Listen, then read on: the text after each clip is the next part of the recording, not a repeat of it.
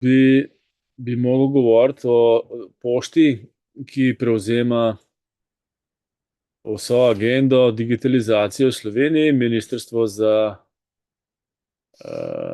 za javno upravo, ali katero že, je dobilo od pošte zelo veliko skladišče za obdelavo podatkov in oni imajo tudi pogodbenike, pošte imajo pogodbenike, 160 pogodbenikov, ki bodo imeli možnost vročati.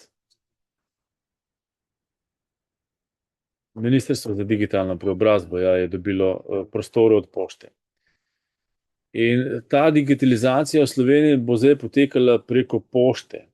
Nas bojo prisilili v digitalno sodelovanje za pošto in zakon o upravnem postopku ga bodo izvršilna roka, bo v bistvu pošta in njihovi sodelavci, in imajo pa pošta ima tudi 160 pogodbenikov. In te pogodbeniki so, lahko je cvetličarna, ki tudi je, ali je kmetijska zadruga, ali je gostilna, ali je Petrol. In te ljudje pa nimajo opravljenega izpita iz upravnega postopka, tako da oni sploh niso pristojni, da izročajo, vročajo te pošiljke, ki bojo prihajale iz upravnih enot, za Fursa in z ostalih stvari. Je pa pošta povezana z 700 domenami po celem svetu. Zdaj, forenzična analiza je pokazala, da tudi oni kršijo vse te možne zakonodajne člene GDPR, ustave in varstvo osebnih podatkov. Tudi pri pošti gre pa za najbolj masovno zbiranje podatkov.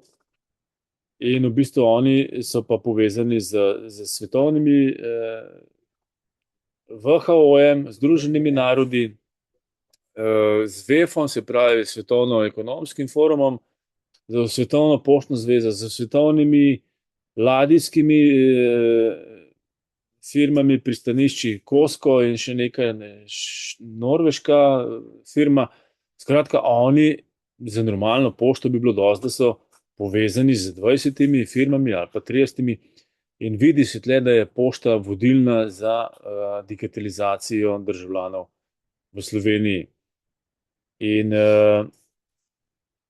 tako da boste pozorni na pošto. Mi smo že rekli, da bomo probali narediti znotraj Belisa svoje poštne storitve, da naredimo spisek ljudi, ki imajo vsakodnevne pota na relaciji Ljubljana-Koper, Jesenice-Ljubljana, Ljubljana-Maribor, in tisti, ki bodo imeli te vsakodnevne poti, lahko našo pošto od članov dostajajo do članov. To bi bila zelo dobra varianta, če bojo pritiskali na nas s pošto tako, da bojo zahtevali naše osebne podatke in digitalizacijo. In tako da nek sporedni sistem poštne dostave bi lahko naredili znotraj Belis društva, za tistimi, ki pač imate vsak dan migracije iz enega konca Slovenije v drug konc. Tako da zdaj smo te 14 dni ogromno podatkov vam dali o našem delu, ker smo ga opravili v Nacionalnem svetu za digitalno etiko, in je tega zdaj že malo preveč. Vidite, da so vsi inštitucije okužene, da delajo za denar in da jim ni mar za naše osebne podatke, za naše intimne podatke, za dostojanstvo prav nič. Agenda je jasna, da je treba ljudi spraviti v totalni nadzor. Zdaj ta Svetovna banka, ki dela ta sistem digitalnega denarja, je narejena tako, da bo ta denar programiran. Digitalen denar je programiran tako, da ko boš ti dosegel neko emisijo CO2, bojo oni preračunali, kaj si kupil toliko mesa, si kupil toliko bencina, in bo rekel, zdaj si pa ti dosti CO2 proizvedel, zdaj pa za to stvar ne boš mogel več kupovati. In ti bojo denar zablokirali. In tudi krajevno ti ga bodo zablokirali, tako da ne boš mogel iti daleč od svojega doma, bojo rekli, spet si CO2 prekoračil. Skratka, norosti te perverzije njihove satanistične grejo v skrajnosti.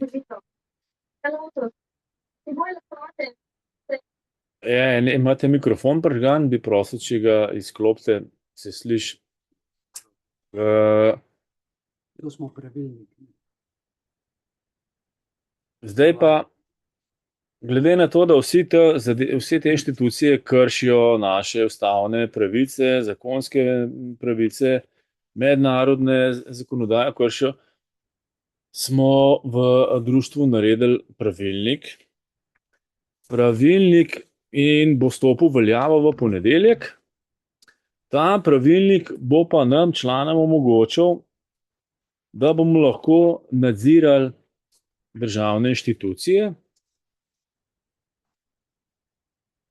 Tam večkrat, da ga najdem, da vam malo bolj natančno razložim, kaj bo ta pravilnik nam omogočil. Nadzor inštitucij v skladu z zakonom, etičnim zakonom o varstvu osebnih podatkov in uradni list družine Belis je danes bil napisan, sprejet ta pravilnik, v ponedeljek bo stopil v veljavo. Imamo možnost, da nadziramo državne organe. V pravilniku o izvajanju nadzora državnih organov. VP-BEL-2026. Predmet pravilnika. Pravilnik določa postopke, pogoje in pooblastila za izvajanje civilnega nadzora nad delovanjem državnih organov. To, kar smo mi zdaj izvajali s forenzičnimi raziskavami, je tole podlaga, da bomo lahko fizično prišli do teh uslužbencev noter in jim povedali, poslušajte, pokažite nam stvari, če so v skladu z zakoni o varstvu osebnih podatkov. In je tole podlaga, da bomo to lahko storili. In je tukaj le noter napisan tudi, zdaj ta pravilnik je bil vam poslan, v mailu imate dostop do njega, je enih 15 strani, ne 10. In da preberem par ključnih stvari. Civilni nadzor nad delovanjem državnih organov Republike Slovenije strani delegatov Društva za srečno življenje Belis in nadzornega sveta za digitalno etiko. Namen tega pravilnika je zagotoviti transparentnost, zakonitost in ustavno skladnost delovanja državnih organov pri obdelavi osebnih podatkov, izvajanju volilnih postopkov, davčnih postopkov ter drugih upravnih opravil,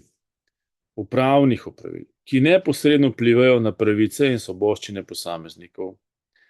Določbe tega pravilnika se uporabljajo za vse fizične in pravne osebe, ki opravljajo javna pooblastila in delujejo v imenu državnih organov Republike Slovenije. In tako naprej. Zdaj bi vas povabil, da si tudi pogledate na spletni strani uradni list Društva Belis, kako je to narejen, zgrajen. Potem pa bomo začeli razmišljati o rešitvah, o povezovanju znotraj Društva Belis, ki smo po tem uradnem listu družine Belis, smo vsi družina Belis in nas to pravno ščiti pred državnimi organi. In oni morajo komunicirati. Ko se mi izkažemo z Belis izkaznico, smo pod društvom Belis in oni morajo komunicirati z nadzornim svetom društva Belis in je to neka pravna zaščita, da nas ne bojo mogli kot fizične osebe z določenimi položnicami izčrpavati in rubati. Tako da je kar nekaj stvari, ki si jih malo pogledajte na spletni strani. Uradni list družine Belis. Zdaj je tudi pravilnik gor. Da ga gremo malo skozi pogled. A to zdaj oni vidijo. Vidite tole. Aha. A bi še malo prebral tehle stvari? Čakaj, zdaj mi je, aha, tlele mi je šla. Ja, zdaj tale pravilnik v drugi točki govori, da posamezni izrazi, dobro, to so tehnične zadeve, področje uporabe. Je v tretji točki civilni nadzor, po tem pravilniku se izvaja na naslednjih področjih. Nadzor nad spoštovanjem pravic do varstva osebnega imena in identitete. Če mi tole daš nazaj, Mihael. Ja.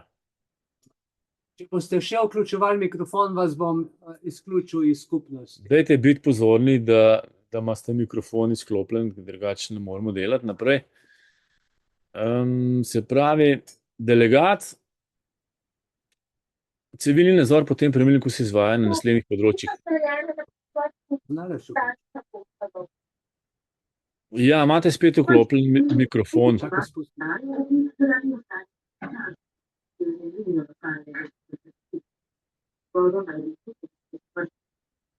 Ja, majčkeno, da uredimo tole glasovne motnje. Okej. No, tole vam še povem, področje delovanja. Gremo nazaj. Ja, reči remove. Takole, evo. Pa če mi besedilo. To potem. Ja, pol pa imamo takole. Se pravi, nadzor nad spoštovanjem pravic do varstva osebnega imena in identitete po zakonu o zaščiti osebnega imena ZVOPI-DB. Nadzor nad zakonitostjo obdelave osebnih podatkov v skladu z EZVDZ in uredbo GDPR in sodno prakso sodišča EU. To je sodba Šrems 2. Je vključena nadzor nad tehnično integriteto volilnih sistemov, strežnikov in algoritmov, ki obdelujejo podatke državljanov, nadzor nad spoštovanjem ustavnih pravic pri vstopu v javne prostore in pri dostopu do informacij javnega značaja. Nadzor se lahko izvaja kot fizični nadzor, neposreden vstop delegata v prostore organa, pregled dokumentacije in prisotnost pri postopkih, digitalni nadzor, forenzična analiza spletnih strani, strežnikov, kode in podatkovnih tokov na daljavo ali kombiniran nadzor, sočasno izvajanje fizičnega in digitalnega pregleda za celovito ugotavljanje dejanskega stanja.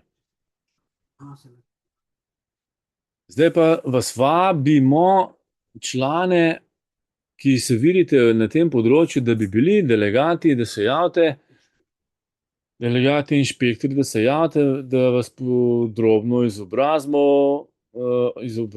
poučimo v vaših pristojnostih v delovanju, vam damo akreditacijo in da potem na svojem področju, kjer vas že dolgo čevelj žuli, greste z temi podatki, s temi papirji tja vprašati in da vidimo, kako bojo ti uradniki odreagirali. Seveda imamo mi tudi v pravilniku napisano, da če ne bodo odreagirali, da so pa kazni do 20 milijonov evrov oziroma 4% njihovega prometa. Po zakonu.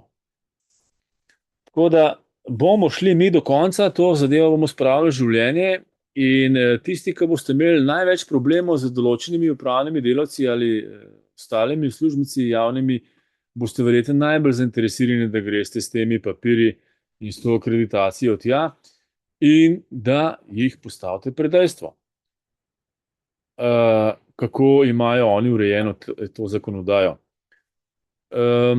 Evo, zdaj pa vas vabam jaz, v naslednji teden bomo pa malo obrnili tole ploščo.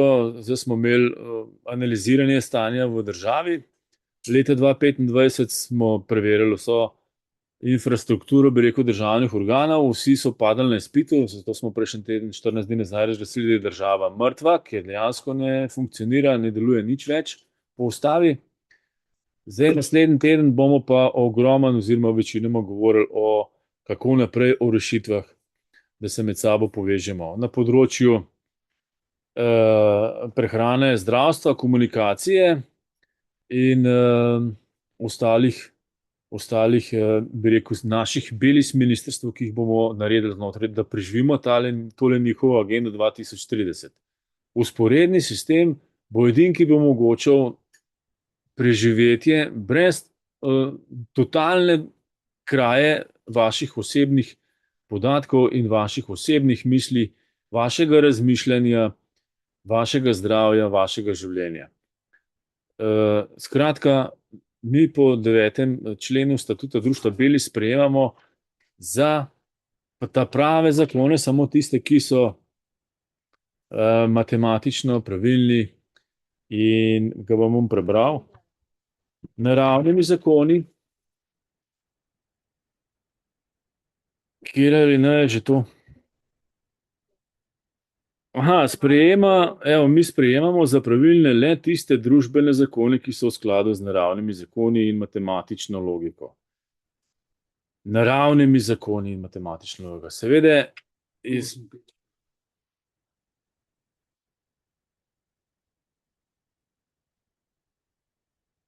še en člen bom prebral, ki nas pa ščiti, to je pa 58. člen. Določila tega statuta razlaga le upravni odbor. In ta društvo je potrjeno od leta 2002 na upravni enoti in oni so se takrat strinjali, da mi pod takimi pogoji delujemo v društvu. Skratka, imamo podlago, na kateri lahko mi delujemo in zavračamo nelogične in nematematične zakone, ki gredo v našo škodo. Ne samo to, da gredo v našo škodo, potem v 9. členu mi smo seveda preverili tudi vso zakonodajo, ustavno zakonodajo in evropsko zakonodajo in vso drugo, in po vseh teh zakonih oni kršijo družbeni dogovor. In seveda ga mi ne moremo spoštovati, ker je tukaj zdrava logika in zdrava pamet govori, da so znoreli oni, da so norci, znoreli so, ni nič ne več pomoči. Če pa gremo zdaj na, zakaj se te stvari dogajajo zdaj v tem našem življenju, take ekstremne?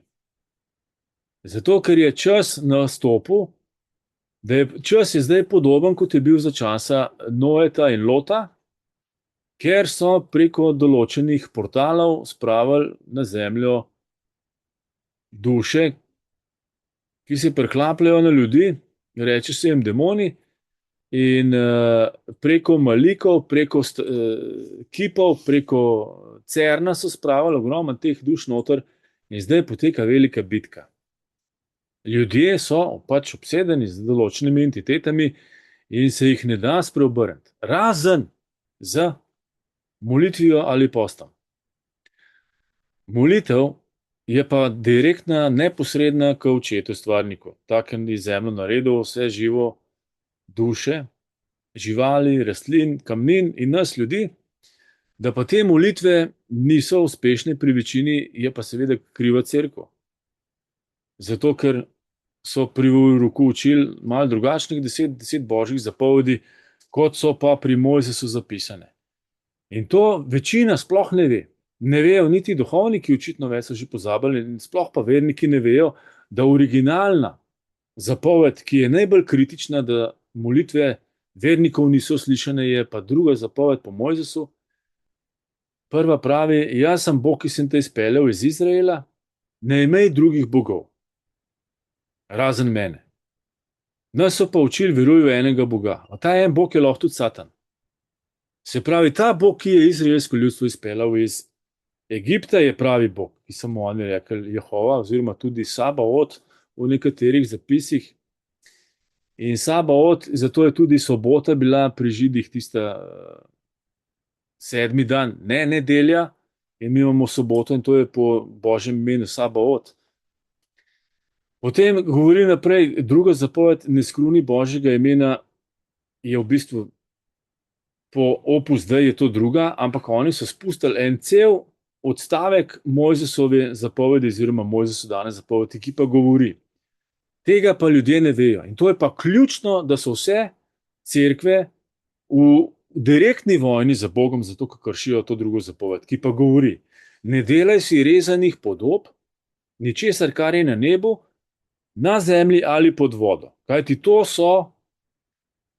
to je meni gnusoba, ne priklanjaj se pred njimi, kajti jaz sem ljubosumen Bog. Rezane podobe iz lesa, iz kamna narejene. Kako to fizično deluje? To fizično deluje tako, da ti se postaviš pred kip in usmerjaš energijo v to delo, ki ga je kipar naredil. Vsak predmet, ki pa ga človek naredi, je pa energija njegova noter, in vsak predmet, ki ga ima človek, je lahko tudi z magijo oplemeniten, bom rekel, ali pa omazan, ne oplemeniten, z magijo omazan. In ko ti daješ energijo v ta kip in misliš, da moliš proti Bogu, Bogu je pa to gnusoba, on ne more te molitve sprejeti. Lahko molitev sprejme samo, če nimaš malikov in se znotraj v srcu obračaš k Bogu in rečeš, kaj delam narobe, prosim, pomagaj mi, Jezus, reš me. Šele takrat boste imeli direktni stik z Bogom. In zdaj pa pogledajte, vse cerkve v Sloveniji, rimokatoliške, imajo malike. Jezus ni rekel, naredite si iz lesa križ, pa mojo podobo gor, pa dajte si jo okrog vratu. Da boste tako molili, in to ljudje mislijo, da je to vera ta prava, če imaš križ okrog vratu. Ne, to je še dodatna magija, ki preprečuje dostop do Boga. Ko sem jaz to začel razmišljati, mi je kolega pravil, da cerkev ni tista, ki bi hodila za Jezusom. Mene je 3 mesece glava bolela. Ko se je meni sesul ta vrednosti sistem, ko sem bil naučen, kaj je zdaj to hoja za Jezusom, od verouka so me že nalagali, da je druga zapoved, ne skruni Božjega imena. Zakaj pa mi niso rekli, tam not pa piše, ne delaj se rezanih podob. Jaz jih ne bi delal, če bi nas tako naučili, ampak so nas narobe naučili. In posod so te križi, in posod so te Marijine podobce, in posod so kipi od Marije, in posod so te znamenja, in se klanjajo ljudje pred temi znamenji. Pa Bog pa prav, ne delaj si rezanih podob, to je meni gnusoba. In nemogoče je, da imamo mi uslišane prošnje, dokler cajt imamo malike. Obrnimo se noter v srce, in takrat v bistvu ti znotraj srca iščeš, kaj si naredil narobe, in prosiš Boga, da te bo vodil v tvojih mislih, kaj narediti. Molitve so zelo močna zadeva. Vidite, da svet vodijo satanisti. Epsteinovi fajli so zdaj prišli ven, največja satanistka na svetu, Marina Abramovič. Tam le 500 metrov nazaj v cukrarni ima ona razstavo od novembra do 5. maja. Največjo satanistko imamo, njeno energijo tukaj v Ljubljani, in seveda ona tudi prijateljica od naše predsednice Pirc Musarjeve. Skratka, oni molijo k svojemu Bogu. Njihov Bog je Satan. Mi pa, naše molitve pa niso uslišane, tisti, ki verjamemo v pravičnost, v Jareso, v tisto, kar je res, kar je prav, kar je pot, kar je življenje, pa naše molitve ne pridejo do Boga, ker je pač druga zapoved po Opus Dei, po Vatikanu spremenjena, in so nam jo zabrisali, zato da oni dajo malike, zato da gre naša energija k tem lesenim bogovom, k tem kamnitim bogovom, in oni dajo na te kamnite bogove svojo magijo, in vse, kar naredijo, je to, da vi vsako nedeljo pridete tja in da vas še s tem stavkom, to je Kristusovo telo, ki odjemlje grehe sveta, vabljeni na Jagnjetovo gostijo. In ker si ti v magiji, greš tja, vzameš hostijo in rečeš, grehi so očiščeni, prej si pa daroval Bogu 2 evra. To je obredna magija, to dela Rimokatoliška cerkev. Drug največji greh, ki pa je toliko velik, da Slovenci ne morejo biti uslišani od Boga, so pa splavi. To je po celem svetu. Splavi je pa 5. Božja zapoved ali 6. ne ubijaj. Pa dete zaplojeno, ko je duša je noter, zato so vse ženske takrat v blaženem stanju, ker čutijo čisto dušo v sebi noter, in v bistvu ta duša je v njih in telo se razvija, duša je pa že noter. In vsaka taka duša, ki je neizoblikovana do končnega otroškega telesa, je živa, in vsak splav je umor. Je umor. Splavi so pri Bogu največje grozodejstvo, kar se dogaja na zemlji. To, da malikujete, da ste zavedeni, To bi še nekako odpustil.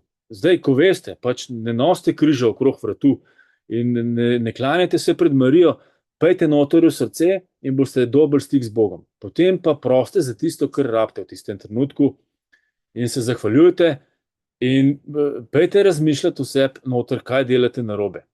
Mi ne moramo Satana premagati, ki je v fizični obliki zdaj pač vodi vse politične stranke in vse državne inštitucije, če se ne bomo obrnili na Boga. Če imate mogoče kakšno boljšo rešitev, jo povejte. Drugače pa jaz sem vam zdaj razkrinkal, pejte si pogledati 10 Mojzesovih zapovedi v drugi knjigi Mojzesa, pa si jih natančno preberite, pa primerjajte to s tem, kar so vas učili v prvi roku. Tisti, ki še hodite v cerkev, ne bodite leni, sami se povežite z Bogom. To je zdaj nekje duhovna rešitev, da premagamo sataniste, da mi preživimo in da si rešimo dušo, je pač treba na prav način malce povezati z Bogom v srcu. Imamo še 10 minut, zdaj, a je to že 1,5 ure? Malo še manjka, par minut. Te, koliko še manjka? No, 2 minuti še imamo, da se še enkrat preštejemo. Zdaj pa, evo, to sem zdaj nekako probal povezati. Govorili smo o dosti težavah, o dosti problemih, videli smo, da je sistem pokvarjen, mi ga ne moremo rešiti brez božje pomoči. Če je vlada in vse stranke povezane s Satanom, saj njihova dela so pač evidentna, da so s Satanom povezane, mi ne moremo z novo stranko brez božje pomoči kaj spremeniti pri nas. In edina rešitev je Jezusov nauk pa govori, kar ste nam tudi ven vrgli, da boste spet slišali Boga očeta, morate biti potrpežljivi, ponižni pa krotki. Potem vas bodo prepoznali. Pa seveda dobra dela. To so 4 stvari, ki Jezus zagotavlja, da se bo oče povezal z vašimi mislimi v duhu. Ponovno rojstvo vas duše v duhu, ponižnost, krotkost, potrpežljivost in dobra dela. To je način, ki je napisan v Jakobu Lorberju, ki je naš slovenski prerok, imel tako čas, da je 21 let zapisoval stavke dobesedne vsako jutro po molitvi. 21 let je napisal vse, kar je Jezus počel, hodil sem tja iz ene vasi v drugo in kako je učil in kako je imel 1000-krat več privržencev iz Rima, iz Grčije, iz Ponta, iz Perzije, iz Egipta in iz drugih krajev, kot pa od samih Izraelcev. Okay. A imamo zdaj že te pol ure, da se še enkrat preštejemo?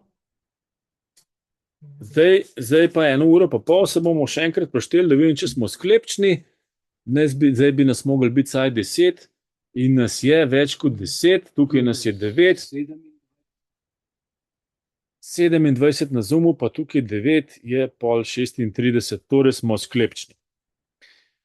Da sprejmemo letno poročilo za 2025. Jaz sem ga uspel prebrati, je 570 strani. Kaj smo delali? Delali smo, nadzirali smo državne organe, gledali smo, kako delujejo, 115 plus pritožb smo poslali na vse možne organizacije. Tudi Ustavno sodišče, nič ni bilo ugodeno, 115 in nič ugodenih naših pritožb. Potem smo gledali tudi, kako delujejo naše stranke, kako kršijo zakonodajo o varstvu osebnih podatkov, kako pošta deluje, tudi predsednico smo pogledali. In tako da zdaj to poročilo, povejte, če imate kakšno pripombo na letno poročilo lanskega leta, se to označi. Preveč je za brati, pravi, da je to pripomba. Ja, zanimivo je pa bilo. Torej, zdaj imamo situacijo kakšno.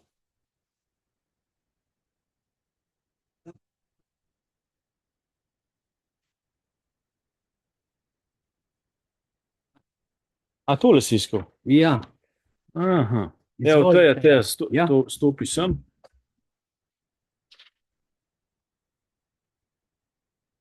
Tole, zdaj bomo glasovanje izvedeli, ne? Ja, tako. Lep pozdrav vsem skupaj. Jaz bom tukaj le prebrala, da zdaj potrjujemo letno poročilo za leto 2025.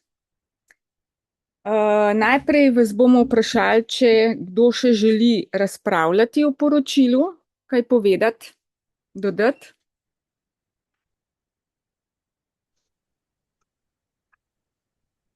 Jaz se strinjam. V redu, hvala. A me imate, Hercigonja Mirjana? Hvala. Hvala lepa. Ker sem še nespretna, ampak glejte, uspelo mi Hvala. je. Hvala, ja. Hvala vam. Smo vas slišali, ja? Tukaj noben, v redu. Potem, če nima nihče pripomb, nas je na tukaj zdaj 27, pa Tako, pa 9 v pisarni, to se pravi, nas je skupaj 36. brez pripombe, v redu. Potem tukaj zapišemo. Zapišemo, ja, da vas je glasovalo 36 za in nihče proti.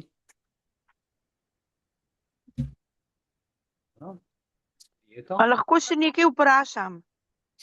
Lahko, ja, kar izvolite. Mogoče bom pa drugič.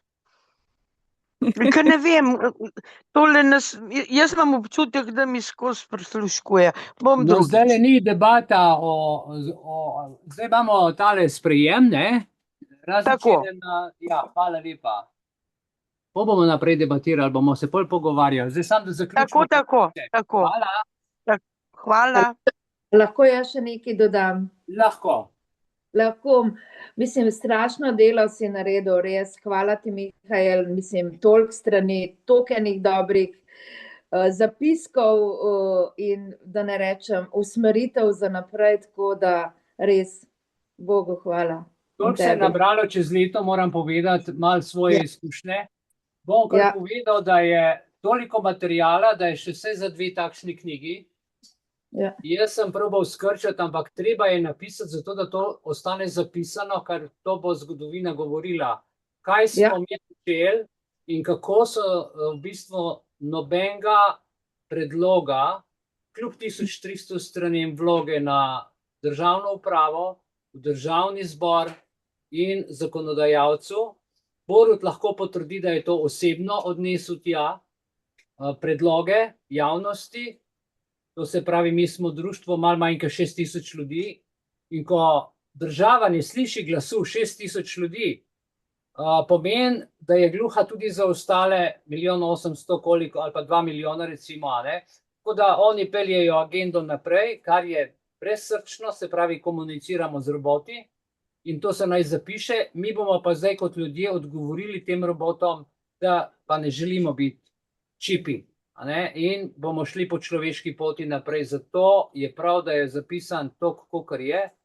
Vsak se pa najde not v tistem zapisu, ki pač je, kakor smo dali skozi čez vse leto. Od pritožb do zaznamkov, do zakonodajnih predlogov, do rešitev, ki so pravno vzdržne. Ampak kaj zdaj to pomeni pravno vzdržno, da je v skladu z ustavo in evropsko zakonodajo, ker tle pri nas delajo kar po domače, se sploh ne poznajo subsidiarnosti. Beseda subsidiarnost pomeni zakonodajno lestvico, da se vedno višji zakon spoštuje. Ok, zdaj povabimo, če je tako, hvala lepa za komentarje, povabimo podpisnike, da potrdijo. Tale zapisnik, Teja, tebi hvala, ker si to uredila iz vsega srca, hvala. Ja. Prosim, ker bo ura, ker bo ugasnilo, ne sme ugasniti, dajmo to podpisati, ja. Tako, ja. Ok, hvala lepa. In pol, če slučajno ugasne, se čez 10-15 minut priključite nazaj, pa nadaljujemo. Lele, ja. Srčna hvala. Evo, zapisnik potrjen. Hvala, ki ste sprejeli. letno poročilo Društva Beli za leto 2025. Evo, Egidi, povabi še za naprej, povej, da bo potem predsednica. Koliko časa bomo imeli? Zdaj še... Ja, 10 minut se ne moramo priključiti. Po 10 minutah se bomo spet priključili in potem bomo imeli pa malo dialoga, kako naprej, pa predlogi članov. Dobro. Hvala. Čez 10 minut bomo še enkrat vklopili, zdaj nam bo prišel čas Zooma.